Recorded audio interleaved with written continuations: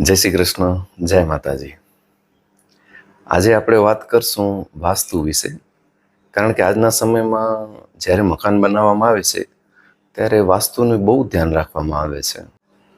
એ વાસ્તુની અંદર સૌથી મહત્વનો પરિબળ હોય તો તમારો પ્રવેશ દ્વાર છે. તમારા ઘરનો દરવાજો કઈ દિશામાં હોવો જોઈએ, કેવી રીતે હોવો જોઈએ, કયો દરવાજો શુભ છે અને કયો દરવાજો અશુભ છે, એ વાત આજે આપણે કરશું. તો સૌથી પહેલાં તો આજના સમયમાં વાસ્તુનું મહત્ત્વ ખૂબ જ વધી ગયું છે.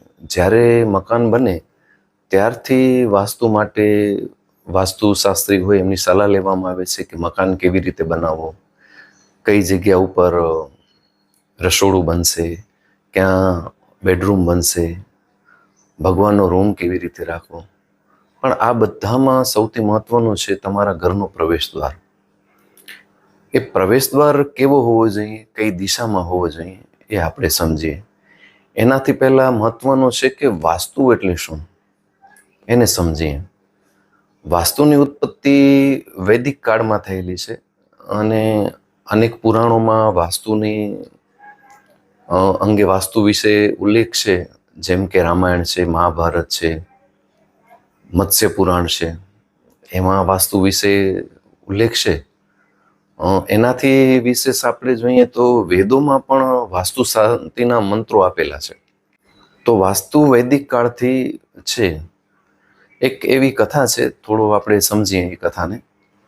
ભગવાન શિવજીનું અંધક નામના દૈત્ય સાથે યુદ્ધ ચાલુ હોય છે. એ યુદ્ધ દરમિયાન ભગવાનને જ્યારે પરસેવો વળે છે, એ પરસેવામાંથી એક શક્તિશાળી પુરુષની ઉત્પત્તિ થાય છે. અને એ શક્તિશાળી પુરુષ એટલે વાસ્તુ. એ પુરુષમાં એટલી શક્તિ હોય છે કે એના રસ્તામાં જે કોઈ પણ આવે, મનુષ્ય હોય, જાનવર હોય, જે આવે એને વચ્ચેથી હટાવી દે ને મારી નાખે. એટલે બધા બ્રહ્માજીના શરણે જાય છે કે આ જે વાસ્તુ છે એ અમને રહેવા નથી દેતો. એટલે બ્રહ્માજી એ વાસ્તુને અંકુશમાં લાવવા માટે બધા દેવતાઓને એના શરીર ઉપર બિરાજિત કરી દે છે અને અંતે વાસ્તુનો પરાજય થાય છે. ત્યારે વાસ્તુ બ્રહ્માજી પાસે માફી માંગે છે કે મને ક્ષમા કરો. ત્યારે બ્રહ્માજી એને વરદાન આપે છે કે પૃથ્વીલોક ઉપર જ્યારે લોકો પોતાનું ઘર બનાવશે એ તારી ઈચ્છા અનુસાર બનાવશે અને તારી પૂજા થશે. એટલે આપણે જ્યારે પણ ઘર બનાવીએ છીએ ત્યારે વાસ્તુ અનુસાર બનાવીએ છીએ, એની ઈચ્છા અનુસાર બનાવીએ છીએ. વાસ્તુ અનુસાર બનાવવામાં આવે તો ઘરની અંદર કોઈ તકલીફ ન હોય, સુખ શાંતિ હોય. એટલા માટે આપણે વાસ્તુ અનુસાર મકાન બનાવીએ છીએ. હવે વાસ્તુ અનુસાર મકાન તો બનાવીએ છીએ, તો વાસ્તુ જે છે એ શું એક અંધશ્રદ્ધા છે? ઘર તો ગમે તેમ બનાવી શકાય. ઘણા લોકો કહે છે કે વાસ્તુ એક અંધશ્રદ્ધા છે, એનાથી શું ફરક પડવાનો છે? પણ ખરેખર વાસ્તુ એટલે કુદરતના જે સિદ્ધાંતો છે, કુદરતના જે નિયમો છે, એ પ્રમાણે તમારે તમારા ઘર બનાવવાનું, તમારું મકાન બનાવવાનું. કેવી રીતે સમજાવું તમને ઉદાહરણથી? કે વરસાદની સિઝન છે અને વરસાદ પડવાની આગાહી છે. તમે તમારા સાથે છત્રી લઈને જાઓ છો અને રસ્તામાં વરસાદ પડે છે તો તમે છત્રી ખોલો છો, જેના કારણે તમે ભીંજાતા નથી. તો આ એક કુદરતનો જે સિદ્ધાંત છે, કુદરતનો જે નિયમ છે, એના પ્રમાણે તમે ચાલો છો તો એમાંથી તમને રક્ષા મળે છે. છત્રી એ તમારું રક્ષણ કરે છે, તમને પલળવા નથી દેતી. એવી જ રીતે એક વાસ્તુશાસ્ત્ર, કુદરતના સિદ્ધાંતો અનુસાર ચાલવું, એને વાસ્તુશાસ્ત્ર કહેવાય છે. હવે વાત કરીએ કે ઘરનો પ્રવેશ દ્વાર ક્યાં હોવો જોઈએ, કયો પ્રવેશ દ્વાર શુભ છે અને કયો અશુભ છે.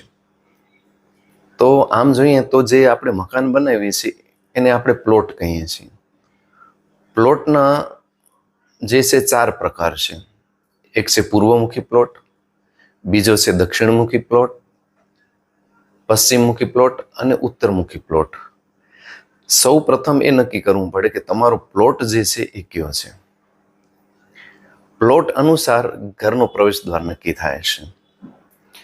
ભારતમાં વાસ્તુશાસ્ત્રને ખૂબ મહત્વ આપવામાં આવે છે અને એમાં પૂર્વ દિશા સૌથી શુભ માનવામાં આવે છે. લગભગ જેવા મકાનો જે છે એ પ્રાથમિકતા જે છે કે અમારે પૂર્વ દિશા તરફ અમારો મકાનનો પ્રવેશ દ્વાર હોવો જોઈએ.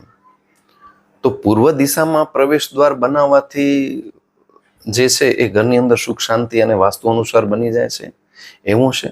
તો તમારો જો મકાન પૂર્વમુખી છે તો તમારો મકાનનો જે છે પ્રવેશ દ્વાર એ પૂર્વ તરફ બનશે. પૂર્વમુખી પ્લોટ છે તો એમાં પૂર્વ તરફ એ દરવાજો બનશે. એમાં દરવાજો જે છે એ ખૂબ જ મહત્વનો છે, કારણ કે કોઈના પણ ઘરની અંદર આવવાનો મેન દ્વાર એટલે પ્રવેશ દ્વાર છે. એટલે સૌથી પહેલા તો તમારે એ જાણવું જોઈએ કે ઘરની અંદર જેટલા પણ દરવાજા છે એમાં સૌથી મોટો જે છે એ તમારો પ્રવેશ દ્વાર હોવો જોઈએ. તમારા પ્રવેશ દ્વારની જે દરવાજો છે એમાં લાકડું કયું વપરાય છે એ ખૂબ મહત્વનું છે. એક દરવાજો છે કે બે દરવાજા છે, ડબલ દરવાજા છે, એ પણ બહુ મહત્વનું છે. એ પ્રવેશ દ્વાર તરફ આવતો રસ્તો એ પણ ખૂબ મહત્વનો છે. તો સૌથી પહેલા તો મહત્વનું એ છે કે જેટલા પણ તમે ઘરની અંદર દરવાજા બનાવો છો એ એક જ વસ્તુ યાદ રાખવાની કે એ બેકી સંખ્યામાં હોવા જોઈએ. જો બેકી સંખ્યામાં ન હોય, તમારા દરવાજા પહેલાથી બનેલા છે, એકી સંખ્યામાં હોય, તો એ દોષને ટાળવા માટે કોઈ પણ એક દરવાજાનો ઉપયોગ બંધ કરી દેવાનો પ્રથમ. પછી તમારો જે છે દરવાજો એની જે પહોળાઈ છે એનાથી બમણો એની લંબાઈ હોવી જોઈએ. ધારો કે તમારો પહોળાઈ દરવાજાની 3.5 ફૂટ છે તો તમારો દરવાજો 7 ફૂટ લાંબો હોવો જોઈએ. સૌથી પહેલા જો તમે પૂર્વ દિશા તરફ બનાવો છો દરવાજો, તો તમારી જે દિવાલ છે એની લંબાઈ જે છે એ માપી લેવાની કે એ દિવાલ આપણી કેટલી લાંબી છે અને એના 9 ભાગ કરી દેવાના. આપણે અહીંયા સમજવા માટે ધારો કે આપણી પૂર્વ દિશાની જે દિવાલ છે એ 18 ફૂટ છે, તો એના 9 ભાગ કરીએ તો 2 ફૂટના 9 ભાગ થશે.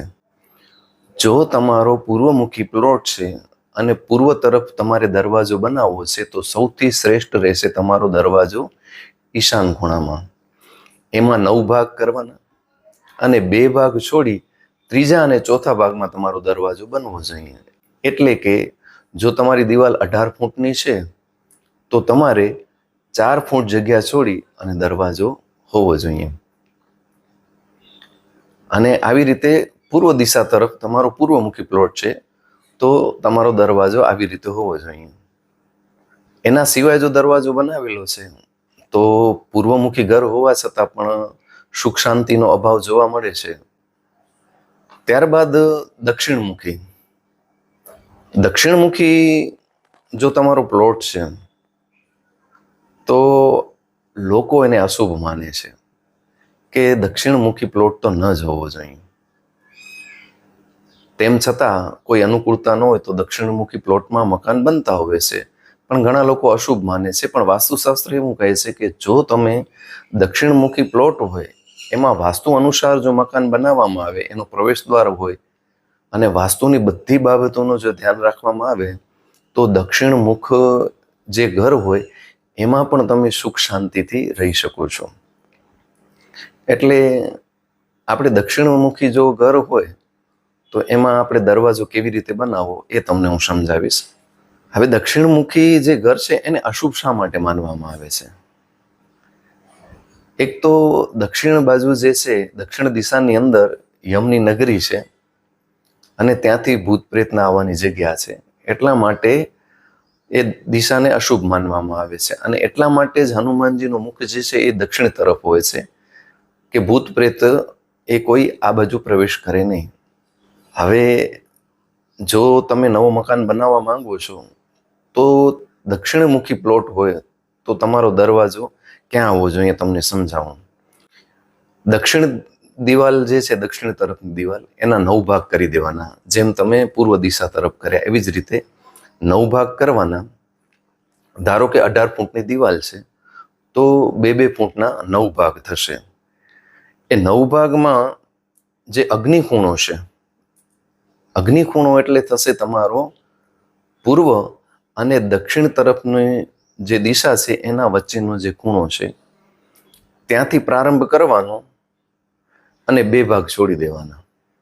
એટલે કે 4 ફૂટ જગ્યા મૂકી અને તમે પ્રવેશ દ્વાર બનાવી શકો છો. તો તમારે જે છે એ દક્ષિણમુખી ઘર હોવા છતાં પણ તમને એનો દોષ લાગુ પડશે નહીં. હવે જો તમારો મકાન પહેલાથી બનેલો છે, દક્ષિણમુખી દરવાજો છે, તો એના માટે આપણે અત્યારે શું કરી શકીએ? તો વાસ્તુ અનુસાર હું તમને ઉપાય બતાવું છું કે જો તમારો દરવાજો દક્ષિણમુખી છે અને વાસ્તુ અનુસાર નથી, તો તમારા દરવાજા ઉપર પંચમુખી હનુમાનજીની મૂર્તિ સ્થાપિત કરવી પડે તમારે. પંચમુખી હનુમાનજીની મૂર્તિ સ્થાપિત ન કરો તો બીજા જે છે એ કાર્તિકેય સ્વામી છે, એની મૂર્તિ પણ તમે સ્થાપિત કરી શકો છો.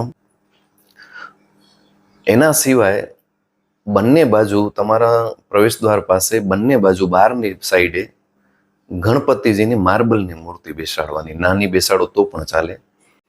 અને એના પાછળ સ્વસ્તિકનો ચિહ્ન બનાવવાનો. હવે આવી રીતે ઉપાય કર્યા પછી જો તમે ગણપતિજીની મૂર્તિ બેસાડી છે, તો જ્યારે પણ ઘરથી બહાર નીકળો છો અથવા અંદર પ્રવેશ કરો છો ત્યારે ઓમ ગંગ ગણપતય નમે બોલવાનું. અને જો પંચમુખી હનુમાનજીની મૂર્તિ બેસાડેલી છે તો ઓમ હનુમંતે બોલી અને ઘરથી બહાર નીકળવાનું અને ઘરની અંદર પ્રવેશ કરવાનો.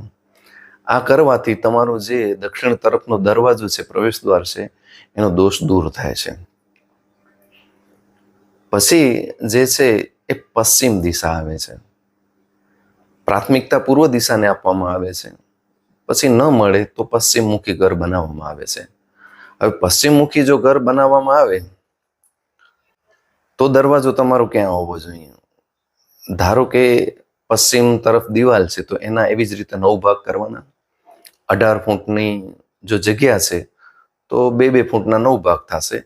તો એમાં નૈઋત્ય ખૂણાથી, નૈઋત્ય ખૂણો એટલે તમારો દક્ષિણ અને પશ્ચિમની દિવાલનું ખૂણું, ત્યાંથી તમારે જે છે 3 ભાગ મૂકી દેવાના. 3 ભાગ એટલે 6 ફૂટ. આપણે 18 ફૂટનો માપ લીધો છે. તમારી જે દિવાલ હોય એ પ્રમાણે એના ભાગ કરી લેવાના અને એ પ્રમાણે તમારે માપ શોધી લેવાનું. 6 ફૂટ જગ્યા છોડી અને પછી દરવાજો બનાવવાનો. એ વાસ્તુ અનુસાર સૌથી શ્રેષ્ઠ છે. તો આવી રીતે તમે પશ્ચિમમુખી પણ બનાવી શકો છો. અને સૌથી છેલ્લે છે ઉત્તરાભિમુખ. ઉત્તરાભિમુખ એટલે ઘણા લોકો એમ કહે છે કે કુબેરમુખી છે, અને એ બાજુ જો તમે ઘરનો મુખ હોય તો ઘરની અંદર ક્યારે સુખ શાંતિ ખૂટશે નહીં, પૈસો ક્યારે ખૂટશે નહીં, પણ એવું નથી. આ માન્યતા છે. ઉત્તરમુખી પ્લોટ હોય અને ઉત્તર બાજુ તમે દરવાજો બનાવો છો તો એમાં પણ વાસ્તુનું ધ્યાન રાખવું જરૂરી છે. નહીં તો ઉત્તરમુખી ઘર હોવા છતાં ઘરની અંદર સુખ શાંતિ મળશે નહીં અને જે તમે આવક આવશે એ ત્યાં ટકશે નહીં. તો ઉત્તરાભિમુખ જે છે એમાં તમારો દરવાજો ક્યાં આવવો જોઈએ? તો જેવી રીતે આખી ઉત્તરની દિવાલ છે એ તમારે માપી લેવાની. ધારો કે આપણે અહીંયા ઉદાહરણ તરીકે લઈએ છીએ કે એ દિવાલ 18 ફૂટની છે, તો એના 9 ભાગ કરવાના. 9 ભાગ કર્યા પછી તમારે જે છે એ વાયવ્ય ખૂણાથી, વાયવ્ય ખૂણો એટલે પશ્ચિમ અને ઉત્તર જે દિશા છે એના વચ્ચેનો ખૂણો, જેને વાયવ્ય ખૂણો કહેવામાં આવે છે, એના જે છે તમારે 2 ભાગ છોડી દેવાના છે. 2 ભાગ એટલે કે આપણે 18 ફૂટ લીધો છે એટલે 4 ફૂટ ત્યાંથી છોડી દેવાનું અને પછી તમારે પ્રવેશ દ્વાર બનાવવાનું છે. જો તમે આવી રીતે 2 ભાગ છોડ્યા છે અને પછી જો પ્રવેશ દ્વાર બનાવ્યો છે તો એ ઉત્તરમુખી ઘરનો દરવાજો વાસ્તુ અનુસાર છે. એના સિવાય તમારો જો પ્રવેશ દ્વાર છે તો એ વાસ્તુ અનુસાર નથી. તો આવી રીતે તમારા ઘરના પ્રવેશ દ્વાર દિશા અનુસાર જે પ્રમાણેનો તમારો પ્લોટ છે એ પ્રમાણે તમારે તમારા ઘરનો પ્રવેશ દ્વાર હોવો જોઈએ. વાસ્તુ અનુસાર જે તરફ તમારો પ્રવેશ દ્વાર છે એ દિવાલના 9 ભાગ કરી અને જે ભાગ જે દિશા તરફ હોય ત્યાં છોડી અને પછી પ્રવેશ દ્વાર બનાવવાનો છે. તો આવી રીતે જ્યારે તમે મકાન બનાવો છો, ઘર બનાવો છો, ત્યારે તમારે પ્રવેશ દ્વાર બનાવતી વખતે ખૂબ જ ધ્યાન રાખવાનું, કારણ કે પ્રવેશ દ્વાર એ ખૂબ જ મહત્વનું છે. તમારા ઘરની અંદર નેગેટિવ અને પોઝિટિવ ઉર્જા એ પ્રવેશ દ્વાર દ્વારા પ્રવેશ કરે છે. તો વાસ્તુ અનુસાર જો પ્રવેશ દ્વાર બનેલો હોય તો નકારાત્મક જે ઉર્જા છે એ તમારા પ્રવેશ દ્વારની અંદર પ્રવેશ કરી શકતી નથી. ફક્ત અને ફક્ત પોઝિટિવ એનર્જી જે છે એ તમારા ઘરની અંદર પ્રવેશ કરે છે. આજના વિડીયોમાં આટલું જ. જય માતાજી, જય શ્રી કૃષ્ણ.